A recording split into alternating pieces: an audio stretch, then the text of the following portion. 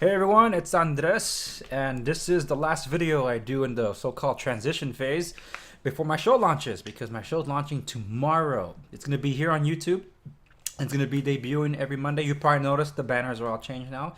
In the video description down below, you should be able to find links to the Facebook page, my updated Twitter, and also Instagram for those of you that are into Instagram. I do Instagram TV. Yes, I'm on Instagram TV, so you can check that out for more content. And also seeing where the direction of the show has been going for some time. It's been a build up. It's all about me, but in a good way, not a bad way. And I'm excited to just share the next chapter of all this with you. Now, again, the newsreel will live on the Twitter as the newsreel. So if you're into all sorts of headline news that you want to be in the know about all the crazy stuff that goes on in this world, that's the place for you to check it out. Well, this video, it was supposed to be a live stream. I had my blood boiling today because, well, a lot of crazy stuff has been going on today. But it didn't happen. So I wanted to share my thoughts with you about this. Why am I, as a longtime Android user, using an iPhone for the first time? And how did I end up using this for more than a day? Because I did use an iPhone before. It lasted me less than 24 hours. It's the iPhone 5.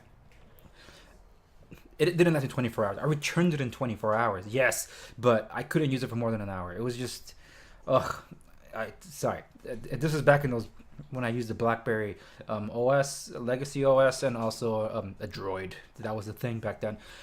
But not so much this time with this one. No, when it comes to tablets, my tablet of choice is an iPad. Not because I like an iPad more than, or iOS more than Android. It's just that, well, let's not kid ourselves. If you're gonna go for a tablet and get a bang for your buck, so to speak, it's gonna be an iPad.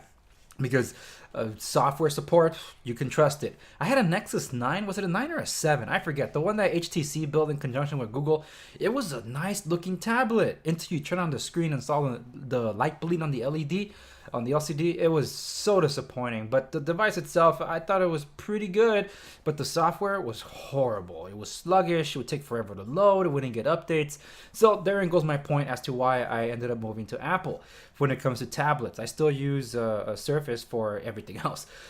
So that kind of introduced me to getting used to an iOS product, so to speak, because when the home button went away, I was really curious. So I picked up the new iPad Pro refreshed because I had to upgrade mine, and I did like not having a home button because it was gesture-based experience, and it was actually a really good experience.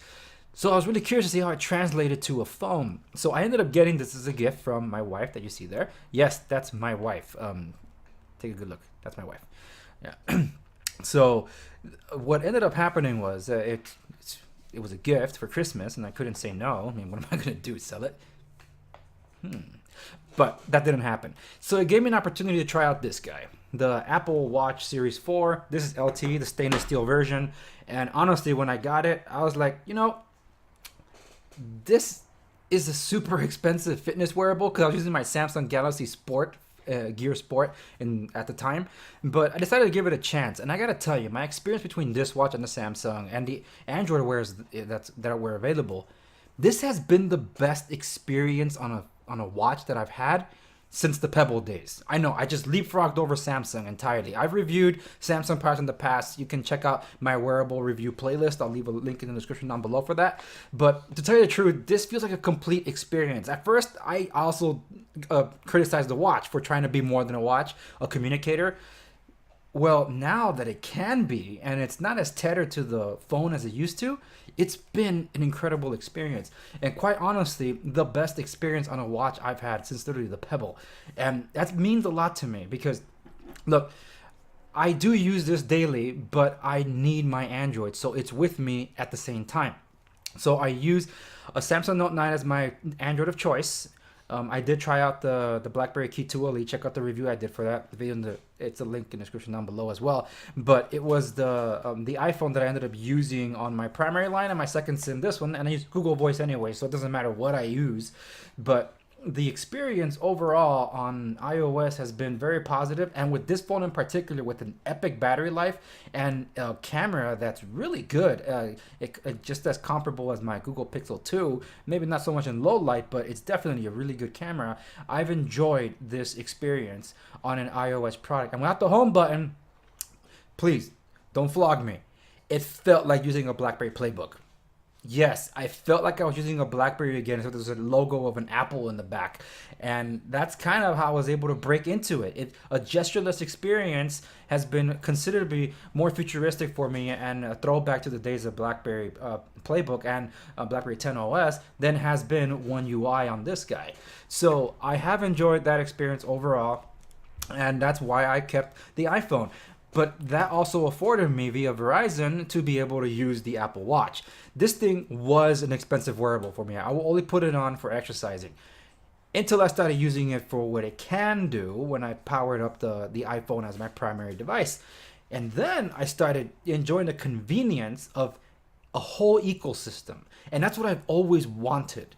A whole ecosystem. I was hoping that the Windows Phone world, that was going to be it. That didn't materialize. I was hoping BlackBerry could be it, but they don't make computing hardware. They only made smart technology, like a tablet or smartphones. So that didn't materialize. I was hoping that Samsung would be that answer in the world of Android, so to speak, because they do have Windows-powered computers, and of course, just about everything else you can think of, from smart wear, smart tech, smart tablets, and smartphones. I still feel that they don't materialize. Honestly, they haven't materialized. It keeps going in the right direction, but always falls short of something. Bixby instead of Google Assistant, that kind of thing. It's really jarring.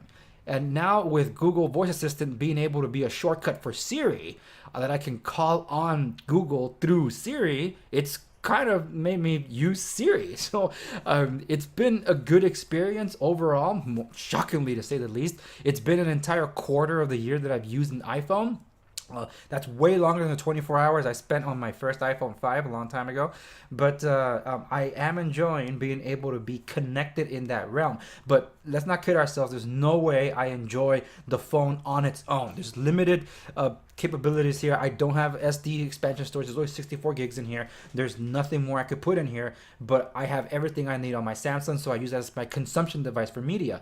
When it comes to working, that my Samsung has a stylus, so I use that for productivity, and of course split screen if and when I need that. Multitasking is still better on an Android, so I use that for multitasking.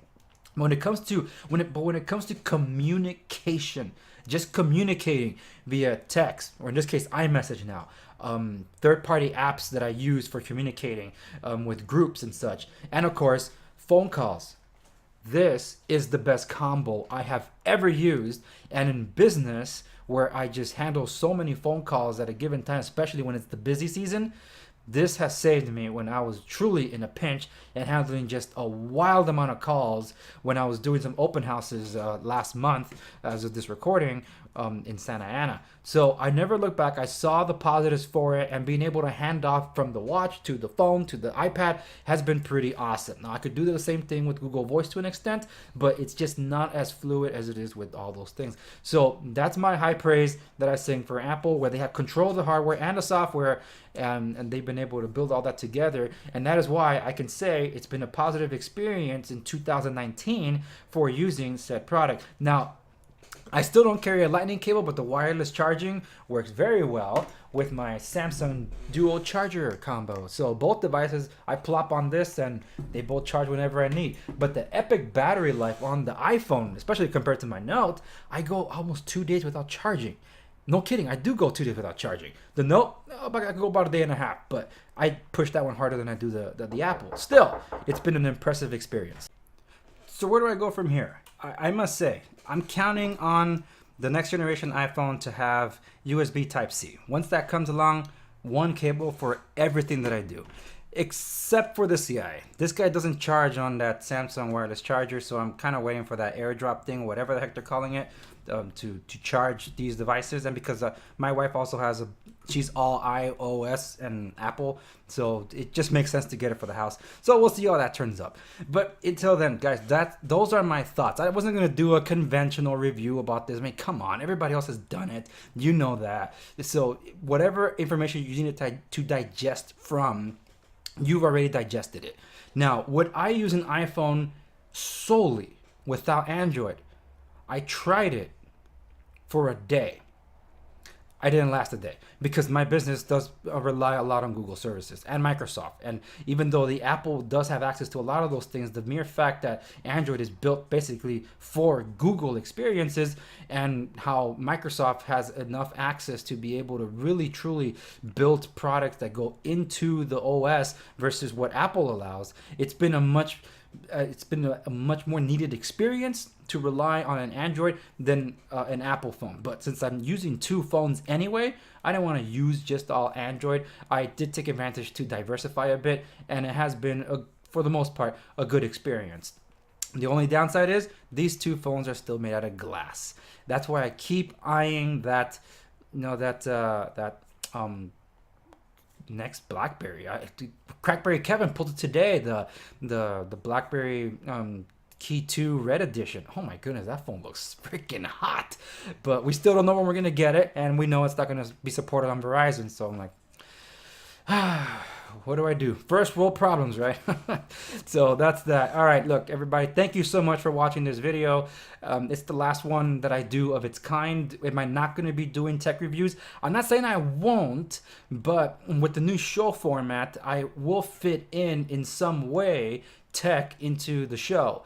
This is going to be primarily podcast with an occasional video here and there. I'm working a schedule where it will be bi-weekly, so that's like 2 times a month. But a lot of them are more services on tech than actual tech itself, and that's kind of what I wanted to go after also, because I don't want to do what everybody else is doing. If you really want to see what other people are doing with tech and just reviewing it based on what everybody else is doing, load the apps, talk about the camera and the software experience, and there you go. That's not what this show was intended to be, or this channel. That was not what it was intended to be about. It was about, can these devices, the ones that are just getting so expensive every year, be able to power you, the individual, on your everyday needs? The consumer and the professional user or the enterprise user, the line has become so blurred as to what that is, because when you're a sole proprietor like me, and also work in a business like me, and also a family man like me, then you do have like those defined lines. This is work, this is family business, and that's family. But sometimes all that just comes together. So a lot of the personal devices have to be able to do productivity tasks, right? And that's how I test them. And when you're dealing with 3 different companies within the same industry altogether, you're literally relying on a lot of different services that just don't talk to one another to be able to get your work done. So some of these phones have to learn to keep up with the workload, and very few have. So that's where I come from in my testing when it comes to these products, and I will put out reviews to that effect. But as I said last year and the year before that, I am not excited about any hardware coming out. We have plateaued, so I'm not looking to get after the latest and greatest thing. I'm not interested, in the very least, on the Samsung Galaxy S series that just came out. It's not interesting to me. The next Note 10. Am I interested in it? Absolutely not. They gotta freaking improve the Note 9, or else what the heck did we spend $1,000 on it for, right? And when it comes to the iPhone, I know that iOS 13 or whatever it is gonna be is gonna land on that phone, and therefore I don't mind waiting. So it's one of those things. Software, it's where it's at, and I'm curious to see where software takes us this year.